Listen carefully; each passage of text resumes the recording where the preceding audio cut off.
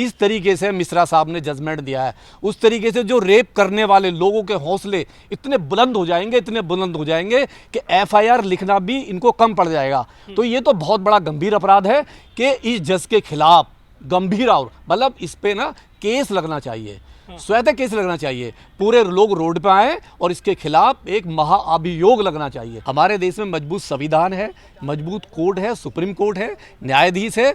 हमारी बेटियां कमजोर नहीं है, वो सुप्रीम कोर्ट की तरफ देखेंगी, वो हमारी राष्ट्रपति की तरफ देखेंगी, वो प्रधानमंत्री की तरफ देखेंगी, वो अपील करेंगी। तो इस जजमेंट का जो पूरा विरोध करेंगी और इस जज को घुटनों पर आना पड़ेगा, माफी मांगना पड़ेगा। हमारे देश में राष्ट्रीय महिला आयोग इसलिए बना है कि जो महिला हैं, जो हमारी बहन बेटियां हैं, जो हमारी नाबालिग बच्चियां हैं, उनकी सुरक्षा के लिए है।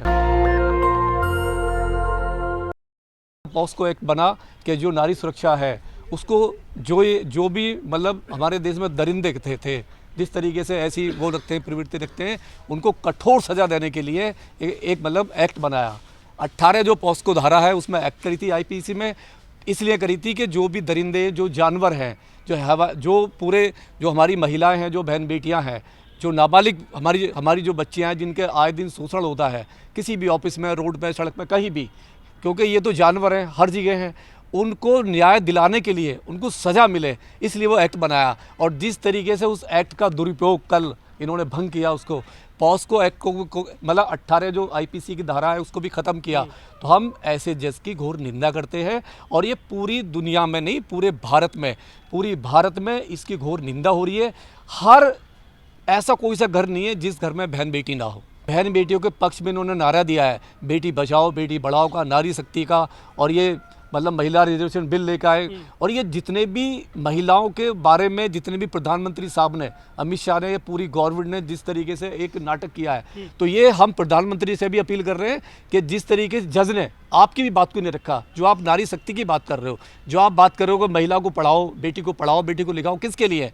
अगर एक जज सीधा सीधा कह रहा है कि यौन शोषण किसी भी बेटी का होता, किसी नाबालिग का, जो 11 साल की बच्ची है, जो 14 साल की बच्ची है, वो क्या बता पाएगी? तो ये एक सरकार पे भी गंभीर सवाल है। जो सरकार बड़ी मजबूती से नारी शक्ति पे काम कर रही है, बहन बेटियों पे काम कर रही है। हम अपील कर रहे हैं कि 2 दिन से मैं देख रहा हूँ कि अभी भी किसी भी सरकार, किसी मंत्री का, किसी भी जिम्मेदार आदमी का अभी कोई भी इस पर वक्तव्य नहीं आया। क्या यही कारण है कि उत्तर प्रदेश में सबसे ज़्यादा महिलाओं पर अत्याचार होते हैं?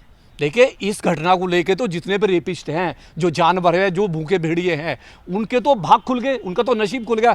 जिस तरीके से मिश्रा साहब ने जजमेंट दिया है, उस तरीके से जो रेप करने वाले लोगों के हौसले इतने बुलंद हो जाएंगे कि एफआईआर लिखना भी इनको कम पड़ जाएगा। तो ये तो बहुत बड़ा गंभीर अपराध है। जिस तरीके से आपने देखा होगा 2021 में एक जजमेंट आया था महाराष्ट्र का, ठीक है, बॉम्बे हाई कोर्ट का। बॉम्बे हाई कोर्ट में एक ना महिला जज थी, उनका नाम था मतलब पूजा केजरीवाल।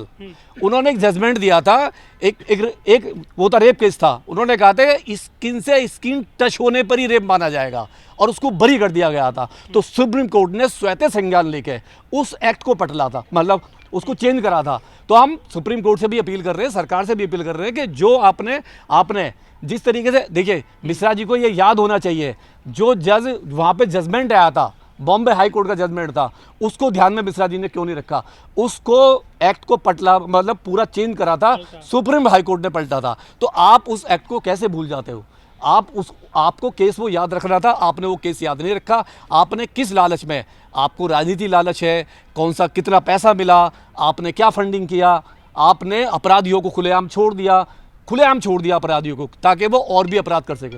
देखिए, जिस तरीके से ब्राह्मणों ने जजमेंट दिए हैं, जिस तरीके से जजमेंट आ रहे हैं ब्राह्मण जजों के, उस पर तो कहीं ना कहीं अंग्रेज सही थे, इसमें कोई दो राय नहीं। अंग्रेजों का जो स्टेटमेंट था वो सही था, जिस तरीके से आ रहे हैं। और ये देखिए, सारे ब्राह्मण खराब नहीं होते हैं, किसी भी जाति में, किसी भी धर्म में। शर्मा जी की मोरनी जो प्रेग्नेंट होती है ना, मोर के आंसुओं से होती है, ये कहाँ पढ़े लिखे हैं? ये कोलिज्म की पैदाइश है क्या? ऐसे जजमेंट दे देते हैं ये? देखिए क्या है, ये पक्की बात है, जो भी ऐसे जज हैं, मुट्ठी भर जज हैं जो ऐसे जजमेंट दे रहे हैं, वो कहीं ना कहीं कॉलेजियम से आए हैं और वो रिश्वत दे के आए हैं, सीधा रिश्वत दे के आए हैं।